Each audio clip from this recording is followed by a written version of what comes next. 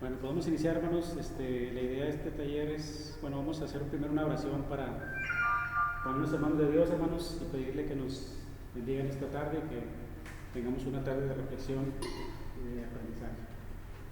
Vamos a orar, hermanos, y nos ponemos en la mano de nuestro Dios. Padre bendito que estás en los cielos, te agradecemos, Señor, en esta noche la oportunidad que tenemos de nuevamente poder reunirnos y poder revisar algunas reflexiones, Señor, para preparar nuestros mensajes, para preparar tu palabra, Señor, que queremos exponer a la iglesia.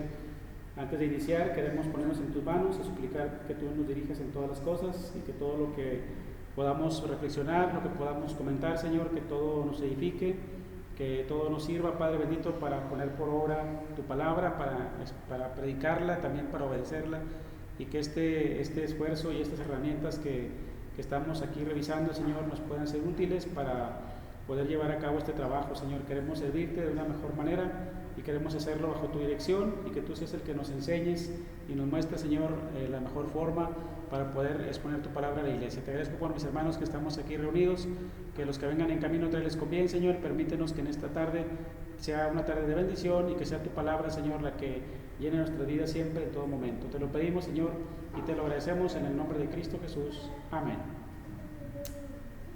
Bueno, hermanos, pues la idea es ahorita, en base a lo que hemos estado viendo, comentábamos la semana pasada, que pudiésemos hacer un pequeño ejercicio de revisar algún pasaje, o que revisaran, mejor dicho, algún pasaje y pudiésemos ahorita compartirlo. La verdad, hermanos, es que hemos querido que esto sea un poquito muy práctico, pero la verdad es que sí tenemos que explicar varias cosas, y como que sí es necesario aclarar y exponer ciertas cuestiones un poquito más a detalle para poderlas comprender. Aunque hasta ahorita lo que hemos estado viendo pues ya nos va sentando ciertas bases, ya nos va dejando ciertas ideas de lo que es el tema de la predicación, sobre todo el que estamos viendo, que es el sermón expositivo. Estamos teniendo ya la idea, hermanos, de cómo estudiar el texto, de cómo preparar el sermón. Bueno, todavía no entramos al tema del sermón, pero estamos viendo ahorita la parte de cómo estudiar un texto bíblico, y hemos comprendido algunas ideas que ya hemos comentado, hermanos. Yo creo que nos ha quedado claro que, por ejemplo, la idea es elegir un pasaje y de ese pasaje extraer el sermón. Bueno, aquí lo vemos en el paso 1, que es seleccionar un pasaje bíblico para la predicación, y que este pasaje que vamos a elegir debe contener una unidad de pensamiento, es decir, tiene que tener un sujeto y un predicado. Dice algo de alguien y tiene que tener la idea completa para que podamos entonces nosotros exponerlo. Esa es una regla, hermanos. No podemos tomar un versículo solo porque tenga una palabra que estamos utilizando para el tema, pero que no diga algo en concreto, o que diga algo pero que sea una idea que no checa o que no entra con lo que estamos exponiendo. A veces nos pasa que escuchamos predicaciones donde se citan muchos textos para reforzar lo que se está diciendo, pero nada más porque aparece, por ejemplo, la palabra oración o la palabra fe, pero los versículos que se citan no tienen conexión con lo que se está hablando. Entonces lo que estamos tratando de hacer aquí es no atiborrarnos de textos bíblicos que digan la misma palabra, sino solamente tomar uno, pero encontrar la idea completa de ese texto, para que esa idea completa sea la que nosotros podamos encontrar y podamos después interpretar. Entonces, esa es la regla que yo creo que hemos estado aquí comentando. Yo creo que sí ha quedado claro esta forma de hablar los sermones. No se requieren, o no es necesario tantos textos bíblicos cuando se estudia a fondo uno solo, y se puede de ahí extraer el mensaje. Entonces, para encontrar las unidades de pensamiento, hermanos, dijimos pues que teníamos que revisar que el texto tenga una idea completa, que diga algo de alguien y que esa idea se pueda identificar. Y dijimos que a veces nos ayudan las Biblias que ya traen un acomodo como esta, ¿verdad? Que trae un título en una sección y dice, por ejemplo, parábola del sembrador, y ya trae ahí de dónde a dónde llega. Esos límites que tiene ya marcados aquí la Biblia nos ayuda para poder ver que ahí hay una unidad de pensamiento, que está diciendo algo sobre alguien y está teniendo un comienzo, tiene un desarrollo y tiene un final donde termina el relato. Igual en las cartas, igual en todos los libros, las Biblias ya traen ese trabajo realizado, ya están seccionadas las ideas. nos pueden servir para nosotros basarnos en esa forma. Lo que les decía la vez pasada, hermanos, era que a lo mejor puede ser que nosotros hagamos ese trabajo, que no nos confiemos tanto de lo que trae la Biblia, y nosotros mismos leamos el texto y vayamos rastreando las ideas para poder encontrar dónde empieza y dónde termina. Aunque sería un trabajo un poquito de tiempo, ¿verdad? Porque hay que estar analizando bien lo que se está diciendo, y pudiésemos nosotros realizarlo, aunque, como les digo, nos puede servir que ya algunas Biblias ya lo traen. Pero lo ideal sería que nosotros estuviéramos familiarizados en ese tipo de lectura. Nosotros mismos seamos los que podamos detectar las ideas y podamos seguirlas siguiendo en los textos bíblicos. Creo que esa parte sí nos ha quedado clara, hermanos, y es lo que estamos tratando ahora de que implementemos, que al momento de preparar un sermón nos basemos en ideas completas.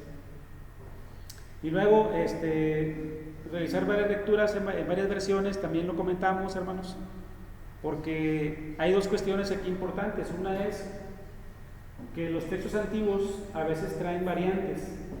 Los manuscritos antiguos, en el idioma original en el que se escribieron, a veces traen una palabra diferente unos de otros. Eso no se detecta en la versión que nosotros tenemos como la Reina Valera, porque la Reina Valera hace una traducción directa. Pero hay otras traducciones, otras versiones que sí los detectan y que sí ponen ahí a veces una nota. Y sacan un versículo que está un poquito en duda por los manuscritos antiguos, que es otra área que después podemos ver, y entonces señalan ahí que hay algo añadido, que ese versículo o que esa palabra no aparece en otros manuscritos, y dan ahí la información. Eso nos puede servir leer el texto en varias versiones, porque nos ayuda a detectar esas añadiduras que no están a la vista. Y como no tenemos acceso a los textos antiguos, pues la herramienta que podemos utilizar es comparar las versiones, las traducciones, y eso nos va a servir, o nos puede servir para detectar ese tipo de detalles que puede haber en algún texto. Entonces, eso, hermanos, por un lado, pero también por otro lado, también revisar las traducciones o varias versiones nos va a servir para detectar cómo se traducen algunas palabras, que en algunas ocasiones las traducciones no son iguales. Hay algunas palabras que a veces se cambian y tenemos que tener la habilidad para poderlas distinguir, porque en el idioma antiguo hay palabras que se pueden traducir de 2 o 3 formas, y a veces la traducción, por ejemplo, la Reina Valera opta por una línea de traducción, pero otras versiones toman otra línea.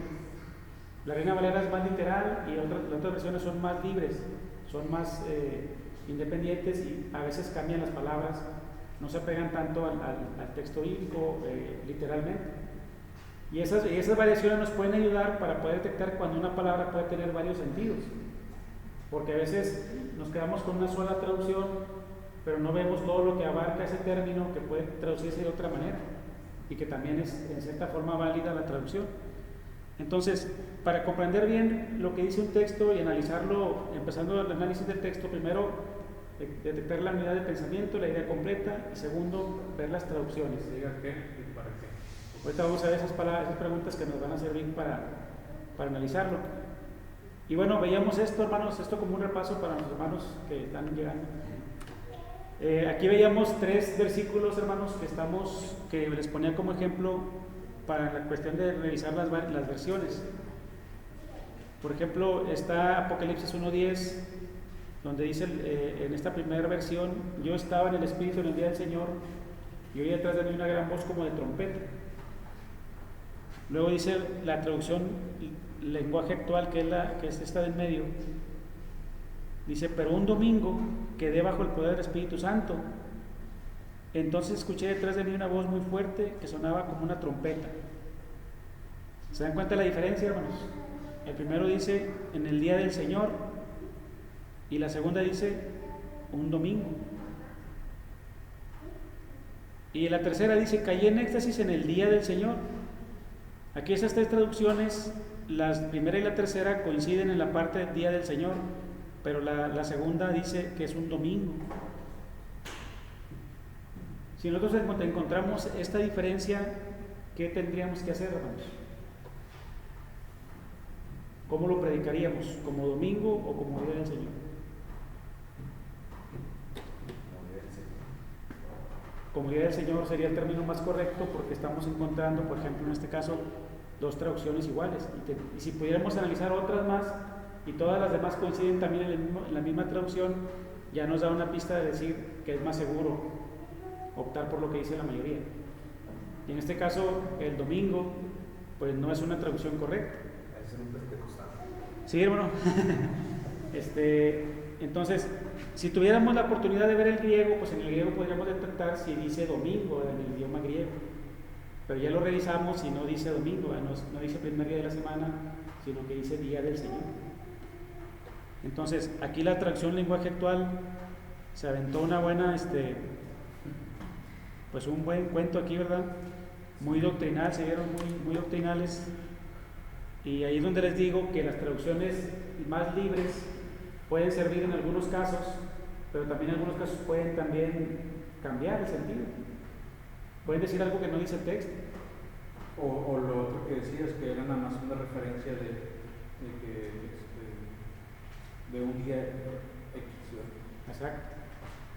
Sí, entonces tenemos que nosotros saber detectar estas diferencias para el momento de que estamos analizando el texto, encontrar el sentido más preciso. Porque a lo mejor alguien puede decir, no, es que esta traducción lo está interpretando. Muchas veces hay textos de Biblias más libres como esta, que en algunos casos no traducen, sino que interpretan. Y ahí es donde está el error, porque no pueden interpretar cuando están traduciendo, solamente deben de traducir el texto tal como está. Y si quieren a lo mejor utilizar un lenguaje más fácil de entender, pueden utilizar otros términos, pero no cambiarlo, como en este caso aquí vemos que hay un cambio. Una Biblia católica. ¿Sí? Entonces, por eso la importancia de revisar varias versiones cuando estamos estudiando un pasaje para predicar. Entonces, por un lado, puede haber textos que tengan alguna variante, hermanos, en el texto original antiguo, o por otro lado puede haber traducciones que estén cambiando el sentido, ¿verdad? Y tendríamos ahí que tener cuidado nosotros para poder detectar esas fallas, esos cambios, mejor dicho. Entonces, esta es una segunda disciplina que estamos aprendiendo, hermanos, para la predicación. Al estudiar el texto, vemos primero que haya una idea completa, luego realizar varias lecturas en varias versiones para detectar ahí cuestiones de traducción o de textos antiguos que tengan que ver alguna variante. Luego comentábamos también detectar las palabras claves del texto, hermanos, analizar su significado en un diccionario bíblico. Comentábamos la vez pasada que a veces se quiere explicar a la iglesia el significado de una palabra en la Biblia y se usa el diccionario Larousse. Pero esa no es una explicación correcta, porque el lenguaje que estamos leyendo es bíblico. Entonces la palabra se tiene que analizar en un diccionario bíblico, como que trae igual, porque ahí nos va a explicar el sentido que tiene en varios versículos, en varios capítulos o en otros libros de la Biblia. Por ejemplo, pues yo aquí tengo un diccionario, ¿verdad? Y cuando buscamos un término, Aarón significa incierto, hijo mayor de Amram, hijo Cabed, de la tribu de Leví, hermano de Moisés, etc. Toda esta información es información bíblica, porque es lo que la Biblia dice sobre Aarón, por ejemplo, en este caso, ¿verdad? Pues, si yo quiero explicar un término bíblico, por ejemplo, la palabra cabaña, refugio sencillo, temporal, construido generalmente de ramas, con árbol de hojas, se usaba para la guardia de una viña, o cuando la huerta, cuando el fruto estaba en su punto. Es decir, nos va a dar la definición bíblica y nos va a dar referencias de dónde aparece esa palabra y cómo se usa. Ya cuando nosotros la estamos analizando, esa palabra clave, esta información nos va a ayudar para poder luego identificarla en nuestro texto que estamos analizando. Porque si estoy encontrando la palabra en el Nuevo Testamento, pues no va a significar lo mismo que en el Antiguo. Allá puede ser que se refiera a otra cosa, hermanos.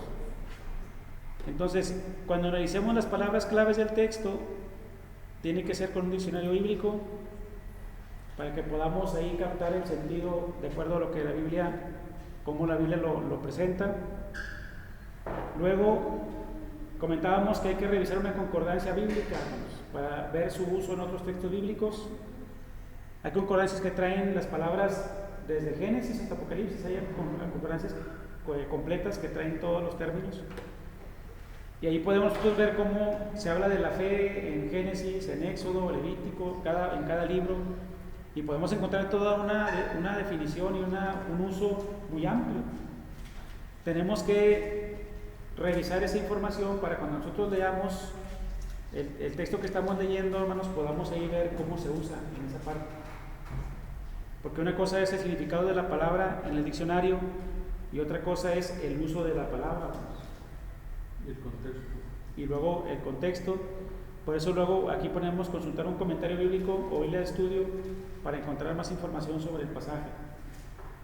Entonces, esta información nos va a ayudar a poder identificar el contexto del libro y poder ver la información que hay sobre ese libro. A la vez pasada veíamos un ejemplo de la información que trae un texto y nos daba datos importantes que nos pueden servir para el momento de analizar un texto, contextualizarlo. Por ejemplo, aquí este comentario bíblico San Jerónimo, hermanos, es un comentario de toda la Biblia. Son 5 tomos y nomás para ver aquí cómo comenta. Por ejemplo, este es el libro de Éxodo y aquí explica, por ejemplo, el capítulo 1, verso del 1 al 7, y aquí nos va a dar información sobre esa sección. Dice, por ejemplo, dice el marco cronológico, el marco cronológico de los primeros versículos de Éxodo se mueve en torno al año 1710 antes de Cristo. En esta época los hijos de Jacob se trasladaron a Egipto, inmediatamente después de instaurarse el gobierno de los Hicsos. Estos ya son datos históricos, pero el autor inspirado muestra poco interés por la historia profana, es decir, la historia fuera de Israel, y se centra en las vicisitudes de la familia de Jacob. Y luego aquí viene, por ejemplo, según el texto masorético, hermanos, este texto masorético es el texto hebreo del Antiguo Testamento. Hay otra traducción que mencionó el hermano Fortunato el sábado, la Septuaginta, que es esta, de los 70. Es una traducción del hebreo al griego de todo el Antiguo Testamento. Bueno, aquí dice que según el texto masorético, el número total de los descendientes de Jacob era de 70 personas, las mencionadas en Génesis 46 del 8 al 27. En cambio, tanto los 70, la Septuaginta, como Hechos 7:14 dan la cifra de 75. Entonces ya ahí nos va dando información de detalles que no se pueden detectar en la lectura o que no las tenemos muy presentes en otros libros, pero aquí, por ejemplo, esta información que nos da ya nos está presentando una variante. Entonces, si nosotros leemos una traducción que sea traducción de los 70, esa traducción nos va a decir que fueron 75, pero en la Biblia Reina Valera, que es el texto masorético, el hebreo, dice que son 70. Bueno, esa información, esos datos, es lo que manejan los comentarios, hermanos. Traen ese tipo de información, fechas, datos, contacto con otros datos dentro de la misma Biblia de ese mismo libro o de otros libros. Aquí ya se congeló esta cosa. Pero la idea es que podamos nosotros aprender a manejar ese tipo de herramientas, hermanos, para cuando estamos analizando un pasaje, meternos a lo más que se pueda a comprender su sentido. Aquí está comentando solamente el capítulo 1 del verso 1 al verso 7. Entonces, eso nos va a dar información para ver el contexto y encontrar toda la información posible del texto bíblico que estamos analizando. Datos, referencias, qué dice otro libro, cómo está conectado ese término con el mismo libro pero en otra sección, cómo se acomoda el texto. Son detalles que luego nos van a ayudar para luego nosotros al momento de interpretarlo, poderlo y contextualizarlo lo mejor posible. No sé si aquí tengan alguna pregunta, hermanos, algún comentario. Bueno, ese quedó ahí. Entonces, estos datos van a ser importantes para el momento de analizar el pasaje. Es lo que hemos visto hasta ahorita, hermanos, y ya la semana pasada comentábamos un ejemplo de la carta a los Filipenses, cuando Pablo dice todo lo puedo en Cristo que me fortalece. Ahí veíamos que en ese texto se utiliza mucho para mensajes de tipo motivacional o para 4:13. Y entonces veíamos que ese texto a veces eso es muy utilizado, pero muy sacado de contexto, porque se dice todo lo puedo en Cristo que me fortalece, y es como yo puedo hacer esto, yo puedo hacer aquello, pero conectábamos el texto con su contexto y veíamos que antes está hablando de la escasez y de la abundancia. Y que dice aquí el verso 11, no digo porque tenga escasez, pues he aprendido a contentarme cualquiera que sea mi condición. Sé vivir humildemente y sé tener abundancia. En todo y por todo estoy enseñado, así como para estar saciado, como para tener hambre, así para tener abundancia, como para padecer necesidad, y ya, todo lo puedo en Cristo que me fortalece. Pues la predicación de este texto debe estar conectada con su contexto inmediato, que es lo que dice anteriormente. Como este caso pueden surgir otros versículos que también parece que están hablando de algo, pero tenemos siempre que aterrizarlo y conectarlo con otra cosa, como decíamos ahorita, las ideas completas, para que no estemos seccionando el tema y lo estemos distorsionando en cierta forma. Muy bien, entonces esto es lo que hemos visto hasta ahorita, hermanos, así a grandes rasgos. Y bueno, lo que queríamos ahora era hacer un pequeño ejercicio, pero no sé si pudiste investigar algo, Iván. Digo, así a través de próximos no, digo, quería hacer eso de Juan. Ok. ¿Cómo empieza Juan? El Evangelio. El verbo. Y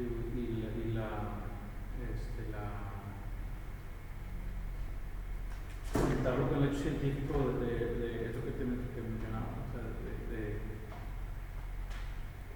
O sea, la palabra vosotros habéis dicho que es como la traducción del verbo, no es solamente una palabra, como se le menciona a Jesús, que Jesús es el verbo. Pues es una palabra activa, es una palabra que no está fija, o es una palabra activa y que tiene, por ende tiene poder. Y quería relacionarlo con eso y ver de qué manera podía aterrizarlo. Ok. Pues sí está complicado, pero le traje la idea y sí, la verdad sí está complicado porque, como te decía, te puede salir mucho del tema, pero también es adentrarte en el mismo tema, ¿verdad? Sí. Bueno, una referencia que hay que tomar siempre es apegarnos a lo que dice el texto y luego poder identificar las interpretaciones que se hacen, porque recordemos que el texto bíblico está escrito en un contexto y en un ambiente, pero también su desarrollo a veces conforme va cambiando la historia y la filosofía, entonces se van cambiando a veces las interpretaciones. Tenemos que partir de la base primero de comprender qué dice el texto. Ese es nuestro punto de referencia. Y luego, ya que comprendemos qué dice en su contexto y en su ubicación, de ver qué interpretaciones se le ha dado, cómo se le ha entendido entre los griegos, entre los judíos, cuáles son las posturas teológicas que puede haber sobre ese punto. Y entonces ya tú lo identificas y puedes tener ahí un panorama más completo. Ahí quien va a interpretar el fenómeno de Jesús, por ejemplo, desde la perspectiva judía, y va a decir que Jesús es la palabra, es la sabiduría antigua que está escrita en Proverbios, es la sabiduría. Los filósofos van a decir, no, es el logos, pero el logos filosófico, el logos de ellos. Y Juan agarra los dos y dice, no, si es la palabra, puede ser la sabiduría, pero también es el logos, y de ahí va a sacar una propuesta y una interpretación de Jesús muy diferente a lo que se había hecho hasta ese momento. Y entonces, tanto a unos como a otros los va como a sintetizar. Pero también por lo mismo porque dice, porque Juan, bueno, se está 99% seguro que fue Juan el que escribió, o O sea, por eso lo explica así, por eso quiere explicarlo de manera diferente, porque pues, él lo vio, lo vivió y estuvo ahí. Ok. Bueno, sobre esa parte vamos a ver algunas cuestiones, ya cuando analicemos los textos un poquito más a fondo, porque cuando se ponen las fechas de los libros, se proponen las fechas de los libros, el libro del Evangelio de Juan es el último que se escribió. Se está hablando como del año 90 o 100 más de 100 años después de Cristo. Entonces, sí dice que es Juan, pero no se sabe cuál Juan, ¿verdad? Porque los apóstoles ya para ese tiempo pues ya no viven. Más dice que posiblemente sea la más. Sí, entonces lo que sí es que el texto mismo nos da datos del contexto. Cuando empieza a tener palabras así que no se utilizaban antes, ¿verdad? Porque se identifica muy bien el lenguaje, cómo se hablaba en un tiempo, en una época y en un lugar. Y ese tipo de lenguaje a veces no se detecta en la traducción, pero en el texto antiguo sí, en la forma de escribir. Dicen, oye, este texto antiguo, este texto en su manuscrito original está muy organizado, o sea, está escrito por alguien que era erudito, que sabía escribir. Mientras que otros textos como el de Marcos, fue alguien que no hablaba un idioma correcto, tiene muchos errores gramaticales. Por ejemplo, como ahorita, si yo escribo una carta, 200 versos y voy a redactar en esa carta, no sé, alguien me envió un email, ¿verdad? Y alguien que escribió la misma carta, no va a poner esa palabra. Y estamos hablando de una generación, solo una generación. Sí, exacto. 20 años, 30 años. Sí, exacto. Y hablar de 90 años, pues sí, mucho. Sí, exacto. Entonces, hay que tener en cuenta esos datos porque en algún momento puede ser que lo que nosotros sabemos o lo que hemos escuchado o lo que tradicionalmente sabemos de los autores de la Biblia, por ejemplo, puede haber ahí variantes, que no sea exactamente el autor que se menciona. Sí, bueno, aquí dice de años 70 y tantos a 90. Ahora, va a haber posturas de dos tipos, de dos líneas. Por un lado, quien se mantiene en la línea más conservadora y va a decir, no, si fueron los apóstoles y así. Y quien diga, no se puede sostener eso por esto y por esto, y lo más probable es que fue otra persona. Entonces, hay dos líneas, es decir. Bueno, entonces nosotros vamos a buscar el texto. Aquí quería compartirles aquí las preguntas que se hacen. Por ejemplo, analizando el texto, hermanos, nosotros hablábamos de que hay que encontrar una idea central del pasaje. Cuando decimos idea exegética, aquí idea exegética se refiere a la explicación de lo que dice el texto, hermanos. La exégesis es, decíamos la semana pasada, extraer el sentido del texto, extraerlo. Nos vamos a meter como el buzo que entra al mar y está buscando las perlas y las saca. Ese es el trabajo de la exégesis, hermanos. El estudio del texto bíblico, con lo que comentamos ahorita, es encontrar lo que dice dentro de las palabras, dentro del contexto, dentro del ambiente, del libro. Todo eso no son datos que nos van a servir para encontrar la idea del texto. Cuando ya encontramos esa idea, nosotros esa idea tenemos que entenderla, tenemos que tratar de comprenderla lo más posible. Entonces, esa idea la vamos a someter a unas preguntas, hermanos, para que nos ayude a comprenderla mejor. Por ejemplo, encontramos una idea en un texto y entonces el punto es, hay que hacerle preguntas a esa idea para poderla entender mejor. Y dice que cuando uno hace una afirmación declarativa puede hacer 4 cosas para desarrollarla. Esa idea se puede redeclarar, es decir, se puede poner en otras palabras, se puede probar para entenderla. ¿Cómo pruebo que eso que estoy diciendo o que voy a decir del tema es correcto? ¿Puedo explicarla, desmenuzarla o puedo aplicarla? Son formas que se pueden utilizar para desarrollar la idea. Luego, redeclararla, dice aquí, recrear una idea es ponerla en otras palabras para clasificarla o imprimirla en los oyentes. Y aquí pone un ejemplo de Jeremías 50, 35, 38, que es el paralelismo hebreo. Bueno, aquí no chequé este ejemplo, hermanos, pero aquí lo menciona. Vamos a ver si tiene ahí su Jeremías 50, 35.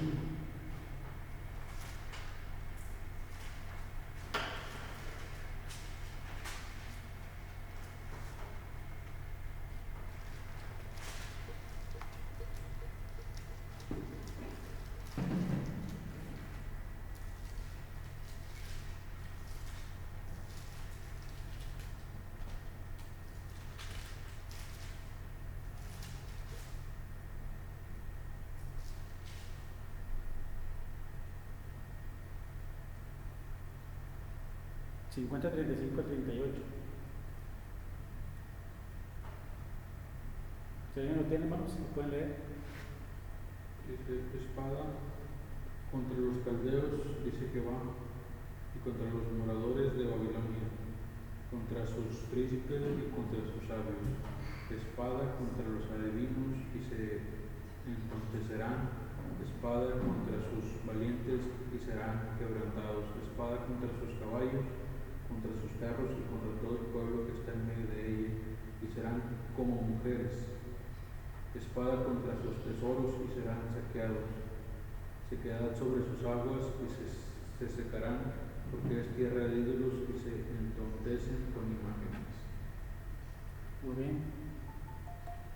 Aquí el término es espada contra, Pues se van a castrar. y se va a desarrollar. Algo así, ¿verdad? Y serán como mujeres, dice. Ok. Otra versión de esa parte se me hace que en la versión de traducción de lenguaje actual dice que todos sus soldados extranjeros se acobarden. Como mujeres, como mujeres. Se acobarden. Ahí dice. A ver, ¿qué vean más? Bueno, menciona aquí ese ejemplo, ¿verdad? Es decir, se está diciendo lo mismo, pero en diferentes palabras.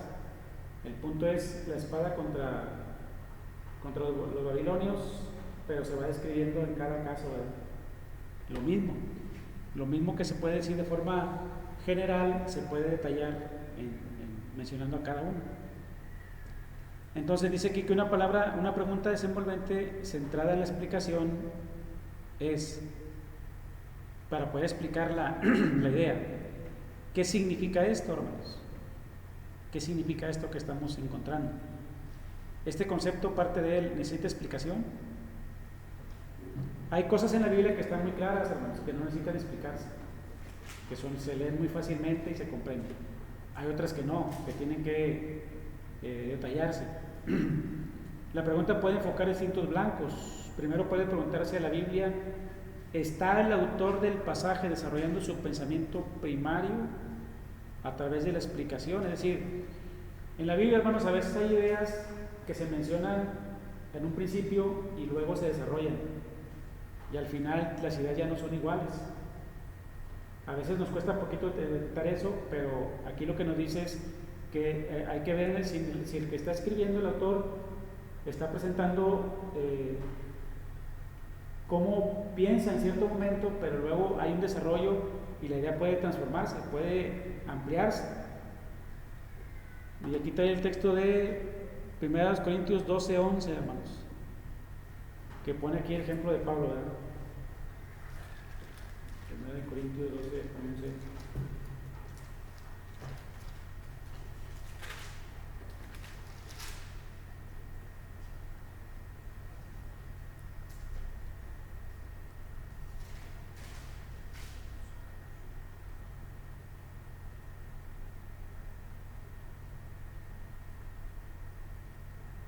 Dice: pero todas estas cosas las hace uno y el mismo Espíritu, repartiendo a cada uno en particular como Él quiere, porque así como el cuerpo es uno y tiene muchos miembros, pero todos los miembros del cuerpo, siendo muchos, son un solo cuerpo, así también Cristo. Bueno, aquí habría que checar contra qué se compara este texto. Lo cierto es que Pablo en algunas partes de sus textos habla de la iglesia de Cristo como la cabeza y la iglesia es el cuerpo. Y a veces dice que la iglesia es todo el cuerpo, o sea, no distingue entre cabeza y cuerpo.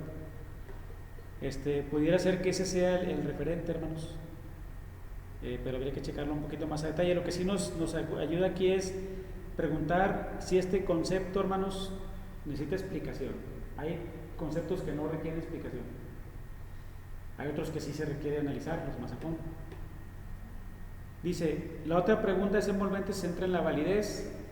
Después de que entendimos lo que significa la declaración, preguntamos, ¿es verdad?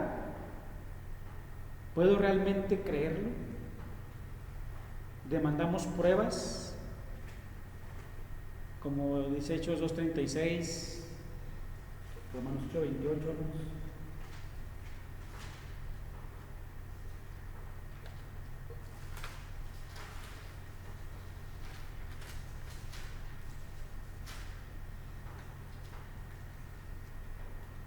Dice Pedro, sepa pues ciertísimamente toda la casa de Israel que este Jesús a quien vosotros crucificasteis, Dios le ha hecho Señor y Cristo.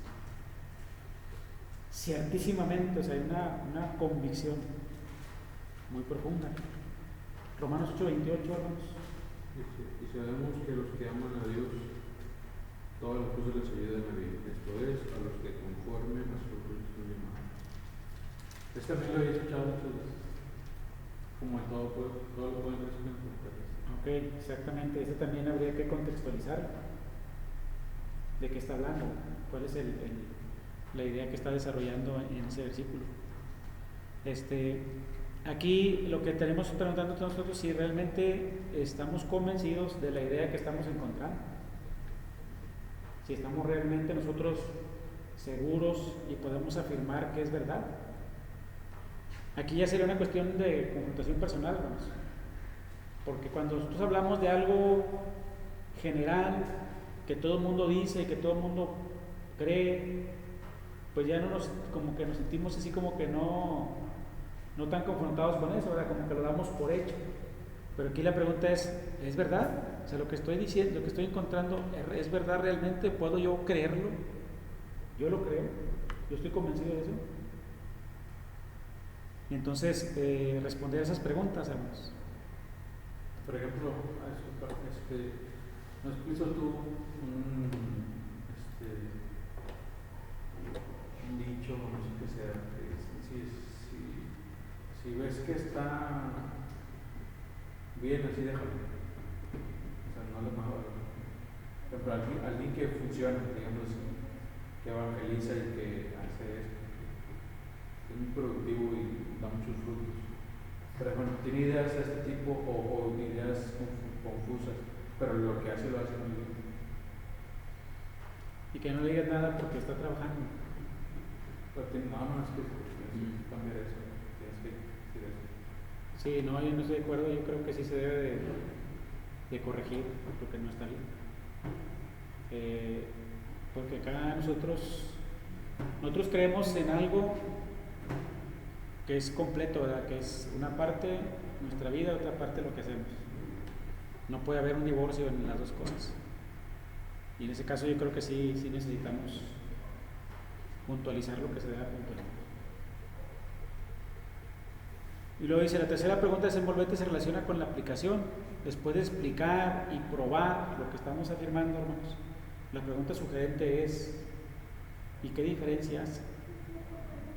Esto que yo estoy encontrando en el pasaje, ¿cómo va a impactar? ¿Cómo puede hacer diferencia entre los hermanos? O sea, ¿en qué punto va a lograr marcar un cambio o marcar una confrontación, un aprendizaje, algo que pueda tener un impacto? Entonces, ¿cómo esta idea, cómo va a poder lograr cambiar algo? ¿En dónde va a pegar? ¿Dónde está el punto medular donde va a impactar?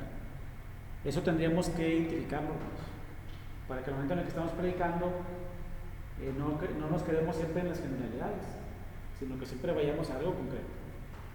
Pues hermanos, y como conclusión, tenemos que seguir orando todos los días. Tenemos que orar cada mañana al despertar. ¿Qué le digo? va a marcar un cambio en la vida de los hermanos y dice, yo no oro en las mañanas.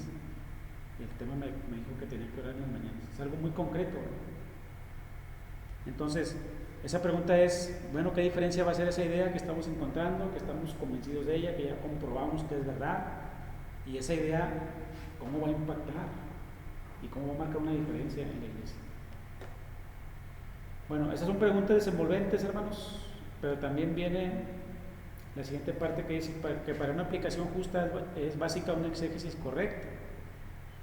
Aquí ya va a ser muy difícil, ustedes van a ir poco a poco dándose cuenta, hermanos, que no va a ser tan sencillo decir cualquier cosa sobre un versículo, porque cuando nos pregunten algo, vamos a decir, no le puedo contestar ahorita porque tendría que ver, ya no lo voy a decir tan rápido así como antes, eso significa esto y esto y esto y esto, pero a veces son ideas.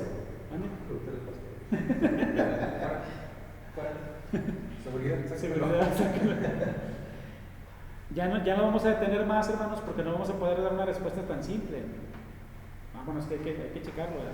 Si lo sabemos y estamos seguros de eso, podemos dar una respuesta, pero si no, nosotros mismos no vamos a detener.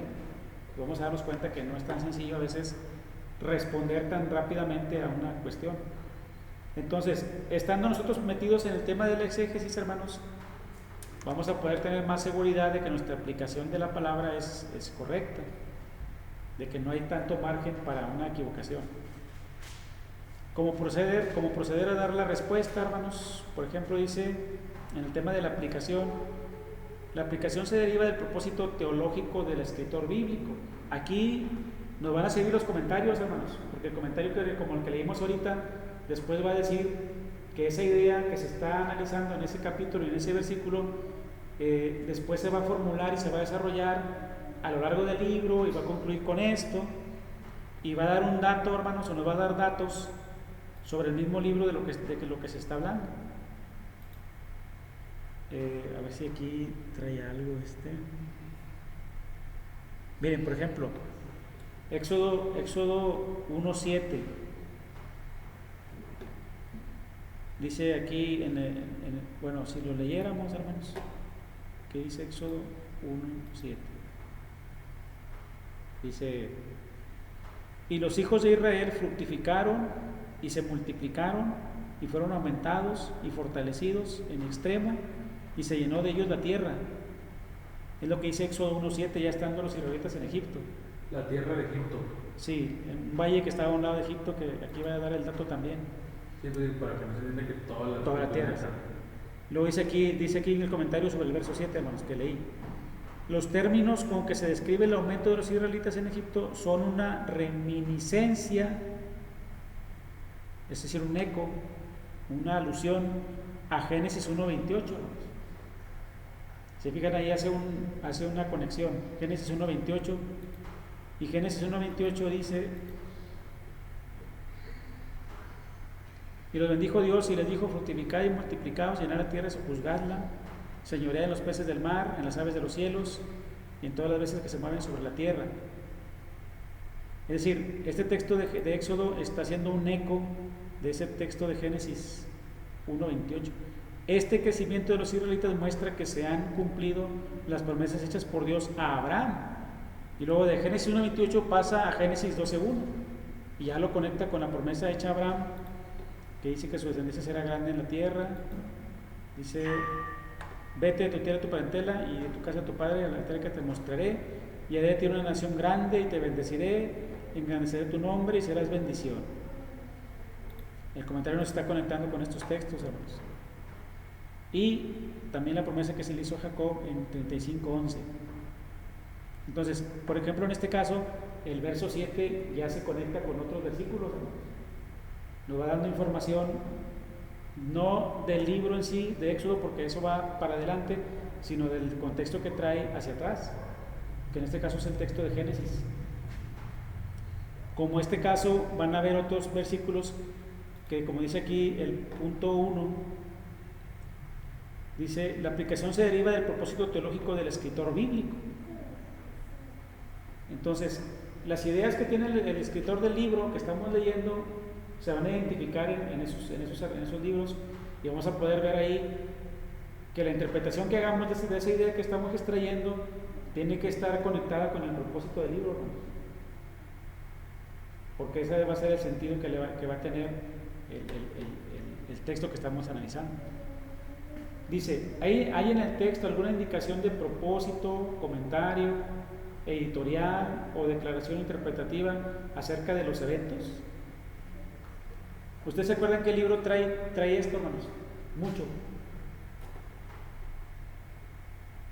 ¿Qué libro de la Biblia trae constantes explicaciones de algo que pasó o de algo que se hizo? ¿Se acuerdan de alguna explicación? ¿Algo que se hizo de qué?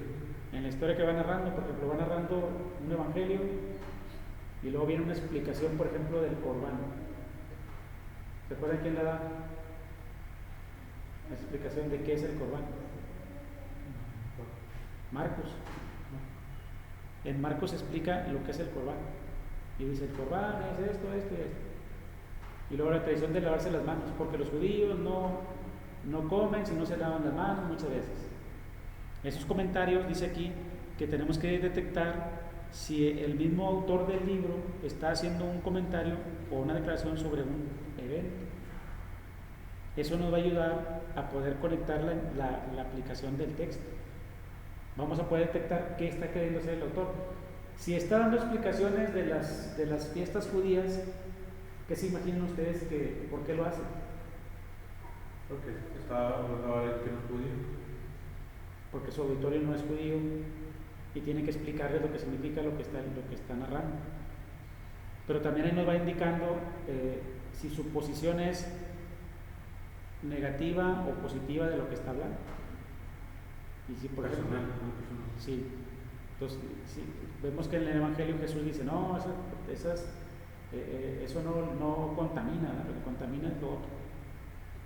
Entonces vamos viendo que el Evangelio, por ejemplo en este caso de Marcos, pues tiene una intención que no es favorecer al judío, sino darle una interpretación diferente a las fiestas judías o las tradiciones judías. Ni exponerlo, simplemente decir que no es lo más importante. Exacto. Pero por ejemplo Mateo, ¿qué hace con las fiestas, con las tradiciones judías? Es necesario no dejar hacer lo otro sin dejar de hacer aquello. Es decir, diezman el comino, está bien, síguenlo diezmando, pero no dejen de tener misericordia. Y en el Evangelio de Mateo sí va a fortalecer las cuestiones judías, amigos, porque está escrito para un auditorio judío. Y en ese caso, a Mateo le interesa que no se deshaga toda su tradición, porque él está dentro de esa tradición, pero la interpreta de acuerdo a lo que Jesús enseña. Entonces, ese tipo de detalles los vamos a detectar en la lectura y nos van a ir indicando el propósito del autor. Vamos viendo, Marcos no es muy afín a los judíos, Jesús sí, Mateo sí. Y por ejemplo en el Evangelio de Juan también vienen muchas explicaciones de enseñanzas de Jesús. Y esto lo dijo porque no era su tiempo, y esto lo dijo porque no sé qué. Esas explicaciones también nos dan referencia de que Juan busca también un propósito. Ya nos vamos viendo que quiere fortalecer la figura de Jesús. Luego, hay juicios teológicos en el texto. Un juicio teológico es cuando se afirma algo y se interpreta una situación y se dice que algo es determinante o no es determinante, si algo vale o no vale.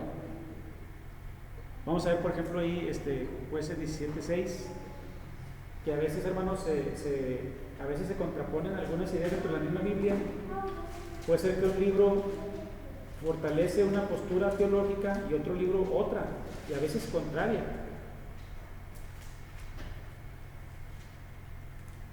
Si alguien lo encuentra, hermanos.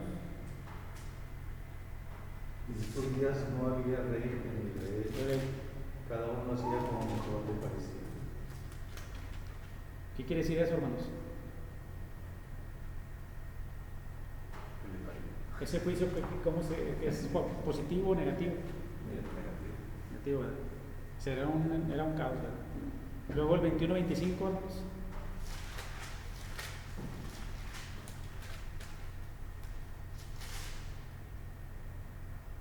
En estos días no había rey en Israel, cada uno hacía lo recto delante de sus ojos.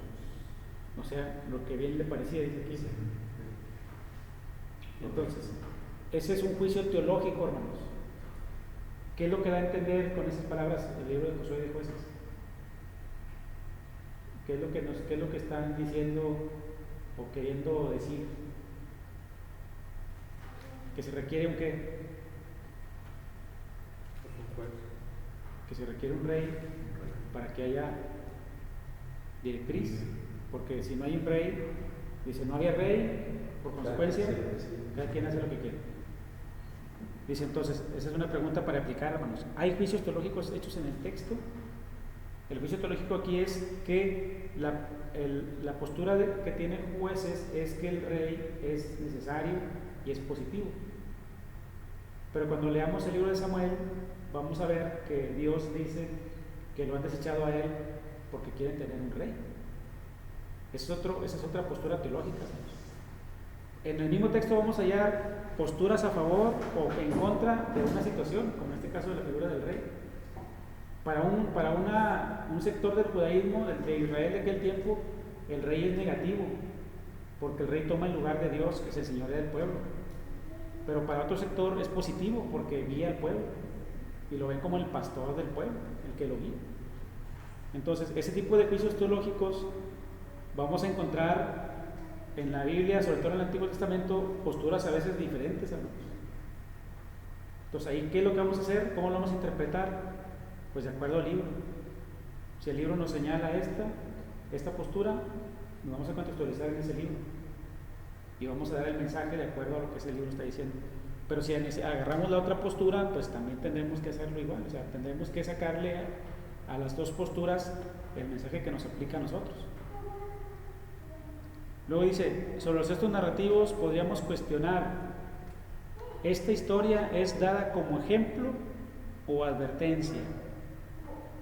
¿Es este incidente una norma o una excepción? Por ejemplo, hermanos, cuando Jesús dice que hay que dejarlo todo por seguirlo, y al joven rico le dice, vende todo lo que tienes y dale a los pobres. ¿Ese texto qué sería, hermanos? ¿Es un ejemplo? ¿Es una advertencia? ¿Es una norma? ¿Una excepción? Norma es que tiene que ser así, ¿verdad? Que se tiene que aplicar. Excepción es que fue dado por una circunstancia del momento y que se permitió, así como en el caso de Moisés cuando dice que les permitió divorciarse. Dice, pero Moisés nos permitió el divorcio. Y Jesús dice, no, lo permitió, pero no era el propósito de Dios. Lo permitió por su dureza de corazón y por esto y por esto. Entonces, esa historia de Moisés, cuando les permite el divorcio, nosotros no lo podemos tomar de forma normativa, porque el mismo Jesús está diciendo que no es una norma, que fue una excepción. Pero Jesús está corrigiendo y está diciendo, no se puede divorciar, no puede haber divorcio. Pero el del joven rico, hermanos, será que no quiso vender sus posesiones. Esa será una historia, será un ejemplo, una advertencia, hermanos. Ejemplo, ¿no? Porque no le está dando, bueno, la advertencia la da después, ¿no? Cuando dice, bueno, está dentro del mismo relato, cuando dice que no es fácil que un rico entre. Sería una advertencia, y la advertencia sería la reacción del joven, que ese sería como que no sigas ese ejemplo, no es un ejemplo para seguir. Entonces, cuando analicemos los textos narrativos, hermanos, lo que nos está diciendo aquí es, va a haber historias que se están contando y que a veces podemos decir nosotros, no tiene ningún mensaje, o sea, es una historia que se está narrando, pero no le encuentro yo algo que nos diga este tiempo. Hay que agarrar toda la historia y hay que ver si en ella hay algo ejemplar, una advertencia, si el incidente que está sucediendo es una norma o es una excepción. ¿Y qué nos va a ayudar para identificar todo eso, hermanos? Pues el análisis del texto, que veamos los comentarios, que veamos lo que se dice, y entonces ahí podamos tener una postura adecuada. porque va a haber cosas que no se pueden predicar así directamente, no se pueden decir, y esto dice el texto porque así lo dice. Por ejemplo, hermanos, en el tema de cuando Jesús pide que se renuncie a todo y que cuando venga la persecución salgan huyendo, que dejen sus cosas, que ni siquiera volteen. Todos esos dichos están mencionados en el contexto de la inmediatez, de que esto se va a acabar, ya se acaba mañana, ya no importa, no es necesario tener casas, ni tener tanta riqueza, ni enfocarse en el futuro, porque el tiempo es corto. Lo mismo pensaba Pablo, pues. Ya son 10 años, si acaso 15 años que va a venir el Señor. En ese contexto se contextualizan todos los llamados a dejarlo todo, a renunciar a padre y a madre, a dejar que los muertos entierren a sus muertos. Pero ¿qué pasa cuando la historia sigue avanzando? Y eso que ellos habían anunciado, que esperaban en aquel momento, no se cumplió así. ¿Qué tenemos que hacer en ese caso, hermanos? ¿Cómo interpretar esas llamadas a renunciar a todo? ¿Se siguen aplicando literalmente? Pues, o tendremos que actualizarlas al contexto. También hay otro que dice que no pongamos la vida también. Digo, no sé cuál sea el punto específico a explicar, pero se mencionan varias partes. O sea, también que la polilla, ¿cómo se dice? Que no hay tesoros en la tierra, en el cielo. El de la polilla, que la polilla corrompe. Bueno, esas historias, hermanos, esas narraciones que tocan ese tipo de temas, hay que identificar el contexto. Y aquí, por ejemplo, en este caso, lo que va a pesar es el contexto histórico, porque eso nos va a decir, hay un ambiente, hay un momento que se está viviendo, se tienen expectativas, y ahí es como se entienden ese tipo de llamados. Pero ya cuando la historia sigue y no termina el tiempo, la iglesia tiene ahora que interpretar la palabra para permanecer. ¿Cómo vas a vivir ese mismo mensaje, pero en un tiempo prolongado? Ya se establece la iglesia, entonces tienen que organizarse. Y el libro de los Hechos nos narra cómo la iglesia va sentando bases, y también las cartas de Pablo, algunas de ellas, para tener una visión ya más a largo plazo, porque ya no se sabe realmente si el Señor va a regresar pronto. Entonces la iglesia tiene que aplicar esas mismas mensajes, pero ya sacarlo de ese contexto y hacerlo un poquito más, ya con una visión más larga, más a largo plazo. Luego el siguiente dice, ¿qué mensaje fue intentado para quienes fue dada originalmente la revelación y para la generación subsecuente el escritor sabía que lo leería? Es decir, tratar de identificar, hermanos, cuál era el mensaje para esa generación. Por ejemplo, Apocalipsis es un libro muy comentado al respecto. La postura futurista dice, Apocalipsis escribió para dentro de 1000 años. Pero los críticos de la historia dicen, ¿cómo se pudo haber escrito algo para dentro de 1000 años si en ese momento estaba la persecución a todo lo que da? ¿De qué les iba a servir a ellos saber lo que iba a pasar dentro de 2000 años? Y entonces no, el mensaje fue para ese tiempo. Entonces, ¿cuál sería nuestra postura, hermanos? ¿Nosotros qué creeríamos que es? ¿Para ese momento o para el futuro? Pues que yo entro en juego mucho porque ¿cuál es el futuro? Güey? Ya van más de 2000 años y el futuro no ha llegado. Bueno, de esa visión va a desprenderse nuestra interpretación. Si somos futuristas, pues vamos a empezar a buscar así cuadraturas con fechas y nombres y lugares, y vamos a decir es el Papa, la bestia y todo eso. O vamos a ubicarlo en su contexto y vamos a poder ubicar, si se habla de emperadores, quiénes son, de qué tiempo estuvieron y más o menos sus periodos, y de hecho maneja mucha información de ese tiempo. Entonces, tendríamos ahí en ese caso que movernos entre las dos posturas, porque no podemos dejarlo tampoco totalmente cerrado al pasado y que no nos diga nada para este tiempo. Ahí tendríamos que hacer un trabajo de análisis muy profundo. Pero sí, todos los libros de profecía son así. Sí. El de Daniel Daniel 7, sí. Entonces, la pregunta va a ser, ¿qué mensaje fue intentado para quienes fue dado originalmente la revelación? Para Apocalipsis, pues darles esperanza a los cristianos y que sean fieles hasta la muerte, que no tengan miedo a morir, porque el Señor le va a dar vida eterna.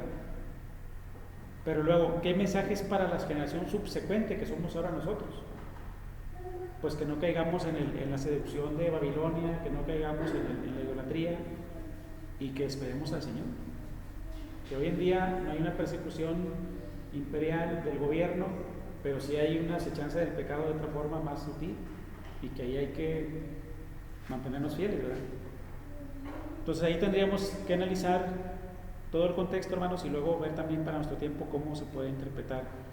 Pero aquí nos lleva a que vayamos a la visión de tener claro primero que el mensaje fue dado para alguien en algún momento, hermanos. Eso es básico.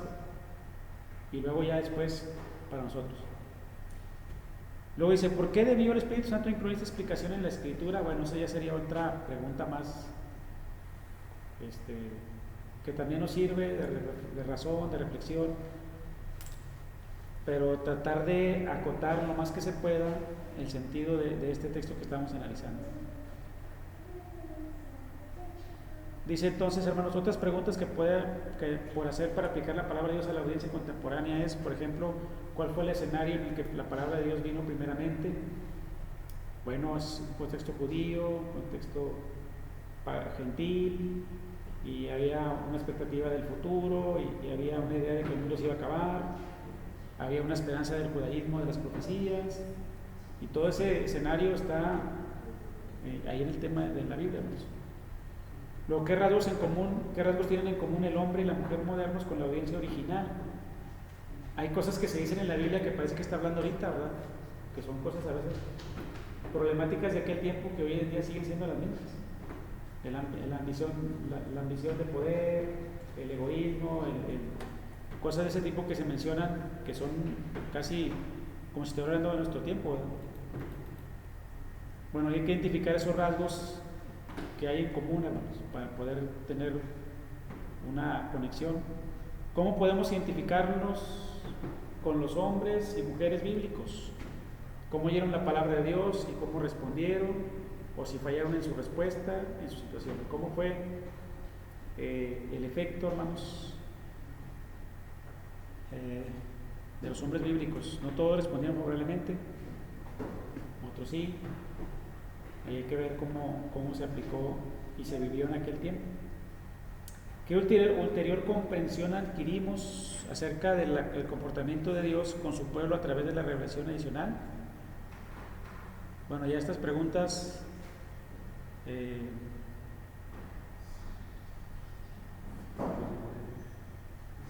son así medias un poquito imaginativas. Cuando entiendo una verdad eterna o principio guía, ¿qué aplicación específica práctica tiene para mí y mi congregación? ¿Qué ideas, sentimientos, actitudes o acciones deben afectar? ¿Qué sugerencias podrían ayudarnos a responder como quiere Dios que respondan? Todas esas preguntas pues son en función de ir a lo concreto, hermanos. Sentimientos, actitudes, acciones. ¿Qué se debe corregir?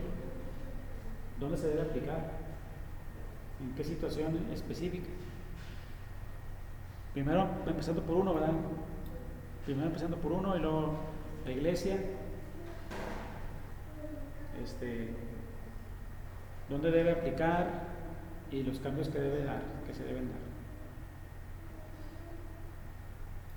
Muy bien, hasta aquí preguntas, hermanos. ¿Dudas? Sí, está muy general. Sí, está muy bien. Digo, no creo que una predicación te sirva para. Habría que hacerlo así como está escrita la Biblia de manera muy general, que puedes predicar aquí y puedes predicar en otra iglesia. Sí, aquí la idea es como que está llevándonos a que la aplicación sea certera, ¿verdad? Ideal. Pero por ejemplo, no puedes ir a hablar del diezmo en una iglesia que es diezmo. Bueno, puedes dar una enseñanza sobre el diezmo. Aquí lo que vamos a ver sobre la fidelidad y cosas sí, así. lo que vamos a ver ahorita, Iván, o más adelante va a ser que el tema tú le vas a dar un propósito. Y por ejemplo, el tema del diezmo, en una iglesia que diezma, ¿de qué se hablaría? No es motivarlos a que diezmen, porque ya lo hacen. Entonces, ¿ahí qué se puede decir sobre el diezmo? Bueno, La recompensa. dar una enseñanza.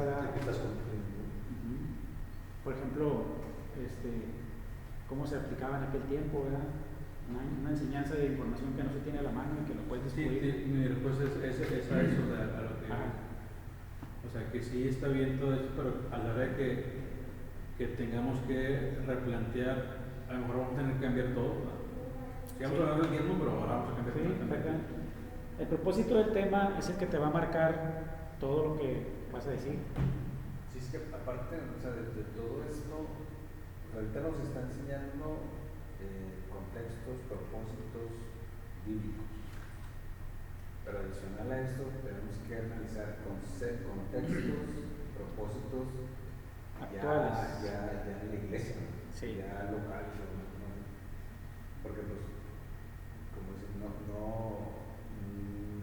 a lo mejor vas a dar el mismo mensaje con otro propósito aquí y en otra iglesia. O sea, hablando del diezmo, por ejemplo, aquí, pues ahí. Bueno, en otra iglesia. Hay que sacar el garrote. Una que está a la vuelta. Aquí, o sea, hablas del diezmo en un sentido y en otra iglesia hablas del diezmo en otro sentido. No se entiende. O sea, aquí lo que estamos viendo es tratar de analizar el contexto o así que las entrañas de la Biblia o del texto. Y ya hacia afuera nosotros pues tenemos que... La aplicación va a depender del contexto. Exactamente. De la iglesia. Porque a veces decía redeclararla, comprobarla, explicarla, y ya en el aplicarla es donde ya empieza, yo creo que entra el contexto de la iglesia, o la situación, las circunstancias de la iglesia. Exactamente. Que visites, o que estés. Pero, bueno, por ejemplo, también puedes hablar del tema general en la sociedad. Una problemática, bueno, te invitan a una iglesia que no conoces. Sería lo mejor, si no lo conoces.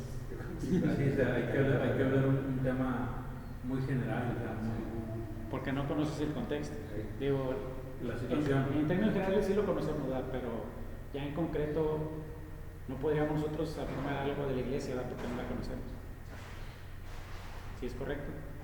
Yo creo que en ese caso lo más adecuado sería algo de enseñanza, ¿no? Como que algo... Pues que no, no. Sí. No voy. Tengo un año, los conozco y... Lo ya vengo. Bueno, entonces, todo esto, hermanos, todo esto tiene como consecuencia o como propósito comprender el mensaje y comprender cómo poderlo aplicar. Entonces dice, bueno, estos puntos ya no los leí, pero son las mismas preguntas, hermanos, nomás como para estar profundizando más. ¿Quedan correctamente entendidos los hechos y formuladas propiamente las preguntas involucradas en el asunto? ¿Pueden esas preguntas ser declaradas de otra manera para que emerjan otros asuntos? Yo creo que ahí eso es lo que... O sea, lo que sea, pueden esas preguntas ser declaradas de otra manera para que emerjan otros asuntos. Ahí yo creo que ya es el tema de... ¿En qué parte de lo...? Depende de dónde lo estés aplicando, dónde lo quieras exponer, pues ya son otros asuntos que tratar. Pero sigue siendo el mismo texto. Sí, sí. Tengo determinados todos los principios teológicos que deben ser considerados. ¿Qué valor le doy a cada principio? ¿Es verdaderamente bíblica la teología que abrazo, derivada de una exégesis disciplinada e interpretación fiel de los pasajes bíblicos? Los textos de prueba ocupan un lugar especial de peligro, un lugar especial de peligro aquí. Bueno, aquí el punto es que no digamos, es que yo creo, es que yo pienso, o a veces cuando predicamos tenemos pasajes favoritos, ¿verdad? Que siempre los sacamos. Entonces lo que está diciendo aquí es, nosotros tenemos que tener una disciplina de interpretar los pasajes de manera adecuada. No siempre lo que nosotros creemos o pensamos aplica en todo. Y tenemos que aprender a ser poner un poquito a un lado nuestras propias ideas y dejar que el texto sea el que se exponga. Porque, por ejemplo, aquí dice que tiene una teología, ¿verdad? Hay una teología que yo abrazo. Es la forma en la que yo interpreto las cosas. Hay hermanos que son muy reacios en la parte del orden. Y dicen, es que el orden es lo máximo. Pero otros hermanos dicen, no, es que tienen que ser libres los niños, ¿va? Por ejemplo, que corran, no pasa nada, son niños. Pues hay dos posturas. Este hermano que es muy rígido va a sacar textos y va a decir que el orden es importante. Pero el otro hermano que es más de dinamismo y más abierto, va a decir que eso no tiene tanto valor. Entonces aquí puede ser la pregunta que ¿es verdaderamente bíblica la teología que abrazo? O sea, mi forma de ver las cosas es bíblica, o me estoy dejando llevar yo por mis propias emociones, ¿verdad? Por lo que yo pienso. Entonces, lo que digamos, hermanos, tiene que partir, dice, derivada de una exégesis disciplinada. Tiene que venir del resultado de un trabajo de estudio y de análisis profundo. Y si no estoy de acuerdo, si estoy de acuerdo, bueno, ya sería otra cuestión, ¿verdad? Bueno, más bien dicho, tenemos que estar de acuerdo en lo que está diciendo, ¿verdad? Tenemos que estar confirmados de que eso es lo que dice. Sí, por ejemplo, ahorita que dice eso de que si es, o sea, que si, vamos a preguntar lo que dijo de las dos posturas, que si era bíblico. Ajá. Por ejemplo, lo que en la escuela se habló de la misericordia, y luego tú tocas el tema que dices que de ese para leer. Pero dijiste, no dice que no se enojen, sino que es pero a veces al decir es misericordioso, que es ese juego, misericordioso, puedo hacer todo lo pasa por alto. Sí, todo lo pasa por alto. Esa parte también creo que la usamos mucho, nos justificamos mucho en ese. Sí. Un básico ejemplo. Sí, exacto, porque por nuestra condición, ¿verdad? Nos conviene, no hacemos las cosas tan bien y sentimos como que no pasa nada, y Dios es misericordioso. Pues y entra ya esa parte, o sea, sentar la base que sí es. Sí. Pues, o sea, nosotros decir, yo cuando predique, por ejemplo, se ve inmediatamente, ¿verdad? Cuando los hermanos predican, hay quien predica muy fuerte, hay quien predica más tranquilo. Entonces, la idea es que nosotros no nos dejemos llevar por esa línea, ¿verdad? Porque yo puedo tener una postura muy cerrada y siempre quiero estar así, como que la iglesia, esto.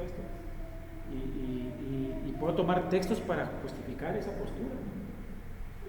Pero hay otros textos que equilibran esa postura. Entonces yo cuando diga algo tengo que tener mesura, porque tengo que ver que haya un equilibrio. Ni puedo decir que todo permitido, pues tampoco puedo decir que no se puede hacer nada. Tengo que tener ahí una postura. Entonces yo cuando estoy analizando la Biblia y veo los textos que estoy analizando, tengo que pensar, bueno, yo tengo una teología, mi forma de ver las cosas, esa yo la tengo ya dada, pero no la tengo que predicar. Lo que voy a predicar es lo que dice la palabra. Y si voy a tocar el tema de la misericordia, pues voy a hablar de la misericordia. Pero si voy a hablar del juicio futuro, pues voy a hablar del juicio. Y no voy a decir, no, esto tantito, hermanos, acá mucho. No. Conforme el texto marque, eso es lo que hay que anunciar. Entonces, esta parte nos ayuda, hermanos, para que aquí estamos viendo entonces que la aplicación, aunque entra en juego mucho de nosotros, porque pues, estamos predicando y somos los que estamos hablando, tenemos que aprender a hacer esa separación, para que lo que hable sea la palabra y no nuestra postura. Aunque en algunas cosas vamos a estar, y no tampoco quiere decir que esté mal que tengamos una postura de un tipo o de otro, hermanos, tampoco está mal, ¿verdad? Porque nuestra propia personalidad pues así está. Pero tenemos que equilibrar, ¿verdad? Esa cuestión. Y bueno, esto, hermano, nos ayuda entonces para la parte de, estamos en el punto de desenvolver la idea exegética, hermanos. Bueno, miren, no lo había planteado, no lo había presentado así todo completo, pero este es un libro, hermanos, que se llama La Predicación Bíblica, que contiene 10 pasos para elaborar un sermón expositivo. Y el paso 1, seleccionar el pasaje, estudiarlo, sacar la idea exegética, desenvolverla, luego hacerla una idea homilética, que eso es lo que sigue, sacamos la idea, pero hay que interpretarla. Ya que la interpretamos, aquí viene la parte de hacer el propósito del sermón. Esa idea que ya interpreté, ahora, ¿qué quiero que logre? Motivar, enseñar, exhortar. Lo que antes de que se explique, digo, es importante mencionar lo que decías, ¿verdad? Que a veces nos metemos mucho en investigación y esa se vuelve nuestra predicación. Y eso no no es es la predicación, todo es la herramienta que te ayuda a hacer el tema. exacto. No se trata de decir lo que dice el libro, de estar repitiendo lo que dice el comentario, porque esa es la información para nosotros poder comprender el mensaje. Y luego vamos a atravesar un propósito, y ese propósito dice, va a ser el que va a dirigir cómo se va a presentar el sermón. Luego, sí. O sea, lo que investigan, al final sí son preferencias, o sea, las puedes usar en el sentido para explicar, aceptar, para aclarar.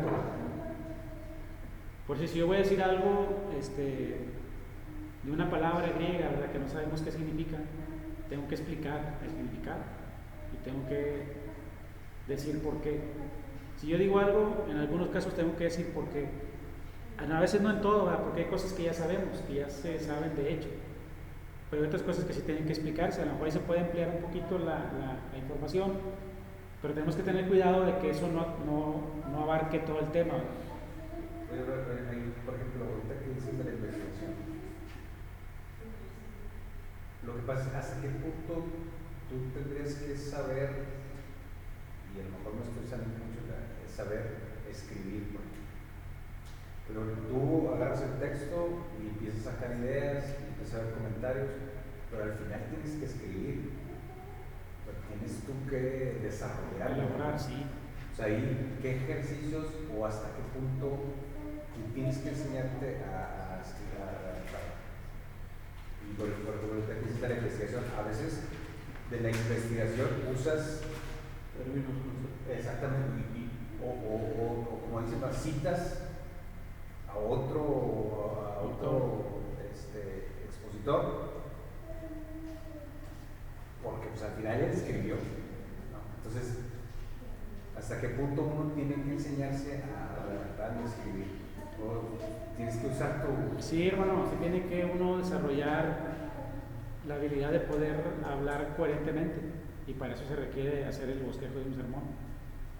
Pero las notas que uno va tomando, pues sí son importantes saberlas escribir y ponerlas en orden. Muchas de las cosas que nos pasan aquí en la iglesia es que no tenemos la disciplina del orden, de llevar una secuencia, en el caso de los temas. Y entonces, a veces hablamos muchas cosas y aventamos muchas cosas, pero sin orden. Y entonces, eso pasa porque no lo escribimos, porque no redactamos 1, 2, 3, 4. O sea, si no puedo yo llegar al 4, si no paso por el 2 y el 3. Hermano, lean Génesis 5, órale, les dije. Gracias, no. Eso era todo más. Pero sí, eso sí tiene que ir desarrollando, hermano. Por un lado, la lectura, aprender uno a leer mucho y a saber recibir información y analizarla, y por otro lado, saber armar el tema. Que aquí también en este paso, hermano, aquí nos va a ayudar, porque aquí dice cómo debe manejarla, luego cómo la va a desarrollar, y luego el paso 9, haga un bosquejo con materiales de apoyo que expliquen los puntos, y luego al final la introducción y la conclusión. Y esa es redacción que uno tiene que ir haciendo para tener claro cómo va a desarrollar el tema y llevar el orden. Pero sí tiene uno que desarrollar esas habilidades, porque de otra manera, aunque es difícil, hermano, es difícil llevar un sermón y apegarse al sermón, porque cuando uno empieza a hablar, se agarra y se olvida de lo que traía y acaba uno diciendo otras cosas. Yo creo que, por ejemplo, volviendo al tema de la investigación, a veces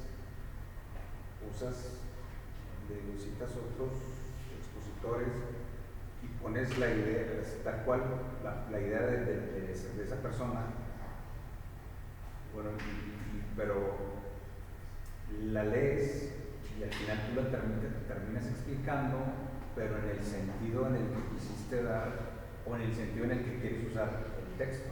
Así es. Porque a lo mejor el expositor dice una cosa, como dijo usted ahorita, que en el momento en el que él estaba era para otra, pero lo puedes usar y aplicarlo. O sea, ¿cómo se dice? Interpretarlo. Aterrizándolo en el propósito que tú tienes para Sí. el texto. Exacto.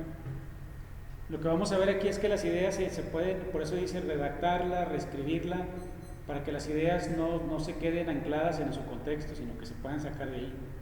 Y vamos a sacar el principio, que es el que se va a aplicar ahora. Por ejemplo, las formas en las que se escriben algunas sentencias de Jesús, si uno las toma literal, si quieres entrar al reino, córtate una mano o sácate el ojo. Si alguien lo lee así literal y así lo predica literal, hermano, sáquese el ojo. Si le hace caer, ¿verdad? Sáquese el ojo. No, ¿verdad? No se puede predicar de esa forma. Tiene que explicar el sentido del lenguaje que se está utilizando ahí. Y entonces, pero tiene que aplicarlo a su contexto. Entonces, no voy a decir que se saque el ojo. ¿Qué voy a decir? Pues que controle sus actos, controle su visión. No vea cosas que no le convienen. O no haga cosas que no le convienen con las manos. Así. De ahí es un ejemplo de que no se puede sacar directamente lo que está diciendo y aplicarlo, sino que hay que interpretarlo para que pueda aplicarse. Muy bien, hermanos, pues eso sería lo que veíamos hoy, hermanos. Ya estamos en el tiempo. La próxima semana me gustaría que siguiéramos viendo esta parte, hermanos, porque viene aquí la parte de hacer el propósito del sermón. Viene el punto 5. Bueno, vamos a interpretar la idea, hermanos. ¿Cómo interpretarla? Luego de interpretarla, ver el propósito del sermón. Y aquí viene esta tabla, hermanos. Bueno, ustedes tienen ahí les mandé la hojita por WhatsApp. Ahí lo pueden checar, hermanos, en algún momento. Aquí trae verbos que nos pueden ayudar para el momento del propósito del sermón. Dice, si su meta en el sermón es el conocimiento, usted puede enlistar, declarar, enumerar, recitar, escribir. Si es discernimiento, discriminar, diferenciar, comparar, contrastar. Si es actitud, determinar, desarrollar, confidenciar, apreciar. Estos verbos nos van a ayudar para el propósito del sermón, para saberlo direccionar. Si es una habilidad, interpretar, aplicar, internalizar, etc. Esto lo vamos a ver otra semana, hermanos, primeramente Dios, estos dos pasos. Y a ver si podemos hacer un ejercicio. ¿Alguna duda, hermanos? ¿Alguna pregunta? ¿Qué es ulterior, hermano? Ulterior es lo último del último. Sí. Sí. Lo más último. Lo más último. ¿Y por qué cosas últimas y luego otra cosa? No es remanente. No. ¿Remanente? No. Es otro término. Bueno, pues vamos a concluir, hermanos. Muchas gracias por su tiempo y su paciencia. Vamos a orar para concluir. Le damos gracias a Dios por esta oportunidad que nos ha dado, hermanos. Y vamos a agradecerle por esta noche.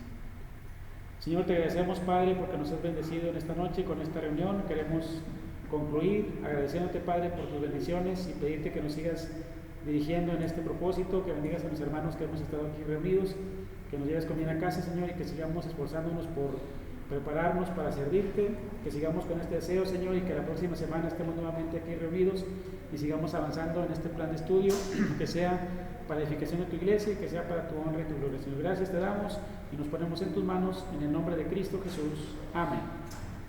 Dios lo bendiga. Oye, hermano, el comentario que ahorita es ese. Fue el que le pasé, hermano, yo creo. Sí, fue el que me pasó. Si no, lo voy a volver a mandar, hermano, para todos.